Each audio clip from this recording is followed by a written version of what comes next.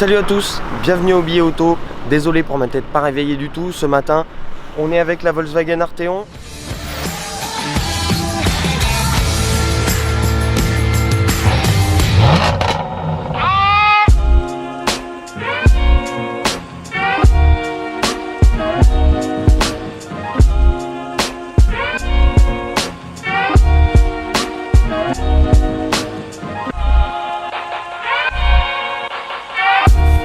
On est dans le sud de la France, du côté de Saint-Raphaël, pour essayer donc cette nouveauté qui ne remplace pas tout à fait la Passat CC. On est sur un véhicule apparemment beaucoup plus long, plus large et avec des lignes énormément affirmées. À l'extérieur, on a quelque chose de vraiment taillé à la serre. On a une voiture avec énormément d'arêtes, une calandre très affirmée qui se termine dans les feux, histoire de donner un petit peu plus de largeur à la voiture. Des feux effilés et des arêtes qui se continuent sur le côté avec une voiture très creusée sur ses flancs et à l'arrière une arête un petit peu plus prononcée pour avoir de l'épaule et qui se termine avec des feux qui me font penser à la Mercedes classe C coupé, des feux assez fins. Esthétiquement pour moi c'est assez réussi. On est chaussé entre 18 et 20 pouces selon les finitions, donc c'est une voiture qui est vraiment assise sur la route. À l'intérieur, c'est vraiment pas mal du tout.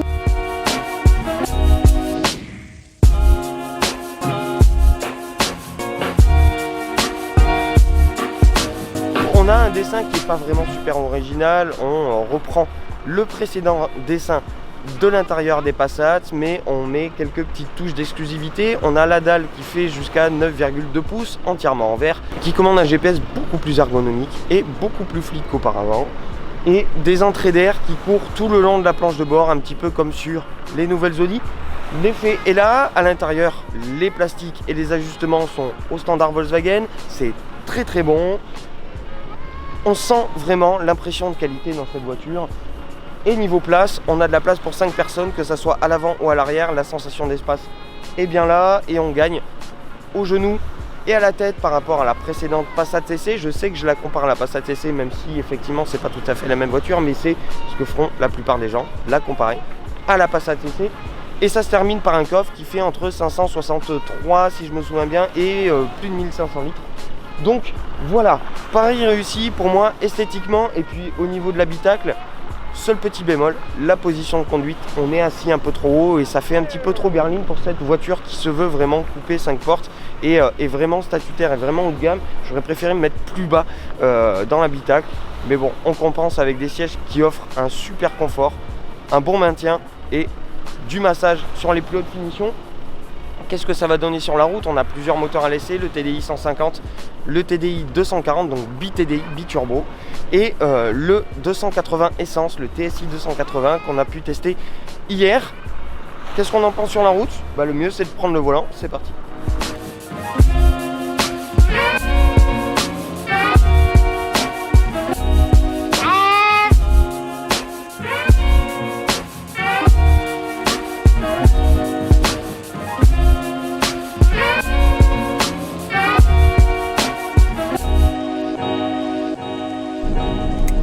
Bon, à l'intérieur, comme je vous disais, c'est plutôt pas mal.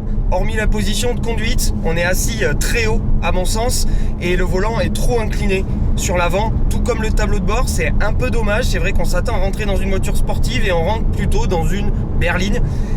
Donc c'est un petit peu dommage et sur la route, la voiture fait le job. Très clairement, c'est super confortable, c'est arrêt très souple. Et on a toutes les aides à la conduite qui sont disponibles avec le maintien dans la file, avec une conduite on va dire semi-autonome qui se rapproche de ce qu'on peut retrouver sur l'Audi A4. Donc avec le volant qui met du couple et qui peut prendre certaines courbes à votre place, régulateur adaptatif avec pas mal de technologie qui met un pas de plus vers la conduite semi-autonome. Après, c'est très confort. En ville, ça passe bien une fois qu'on a assimilé les 4,86 m et quelques de la voiture. Sur l'autoroute, c'est nickel, c'est très insonorisé. Le 2 litres TSI 280 fait pas de bruit du tout et le TDI 240 est super filtré.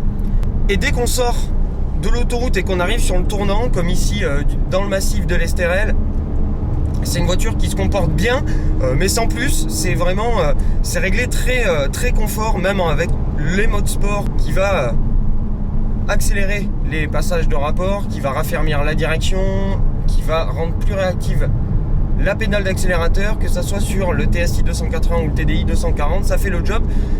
Mais c'est pas une sportive, c'est-à-dire que c'est une voiture qui vulgairement se vautre un petit peu sur ses appuis. C'est très sain, mais c'est taré super souple. Une fois que la voiture est sur les appuis, ça tient. Vous pouvez passer assez fort. Mais c'est pas une voiture qui vous incite à faire du sport, c'est une voiture qui vous incite à faire un cruising un peu dynamique, mais sans plus. C'est très rigoureux en termes de tenue de route et le 4Motion aide pas mal dans les enchaînements.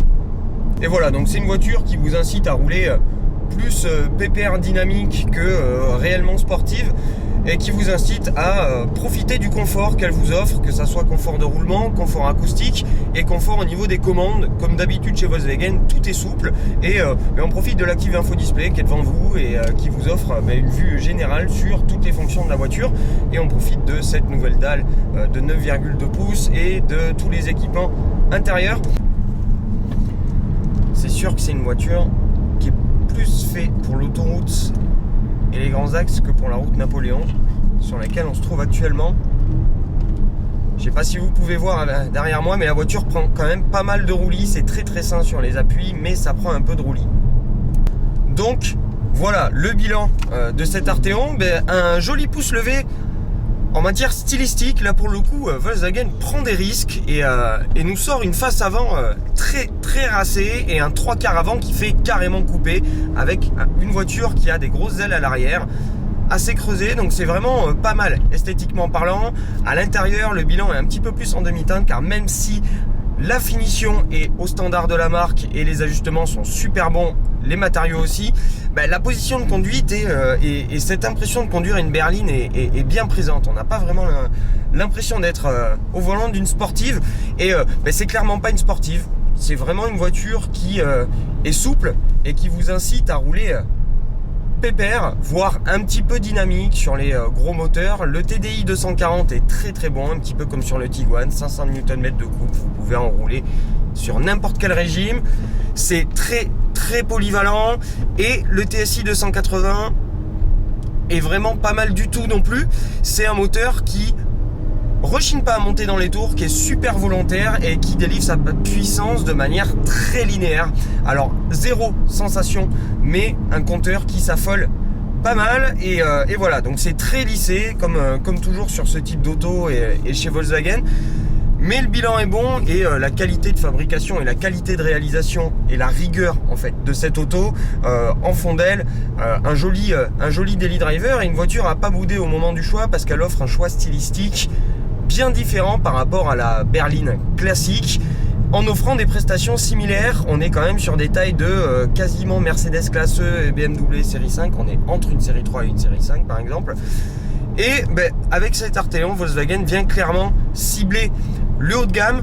C'est presque réussi. Pour moi, on n'est pas tout à fait sur du premium, on est sur du très très bon Access Premium. Et c'est une voiture, donc, comme je vous disais, à pas bouder à l'heure du choix, à vraiment considérer si vous aimez les berlines stylées. Donc voilà, c'en est terminé de cet essai, certes un petit peu court et un peu décousu, de la Volkswagen Arteon. C'est à approfondir. Voilà, j'espère que vous avez quand même aimé ces images, les amis. Si c'est le cas, n'hésitez pas à mettre le petit pouce, à vous abonner si c'est pas déjà fait, et je vous retrouve très vite la semaine prochaine pour une nouvelle aventure. Je vous souhaite plein de bonnes choses et je vous dis à bientôt. Ciao.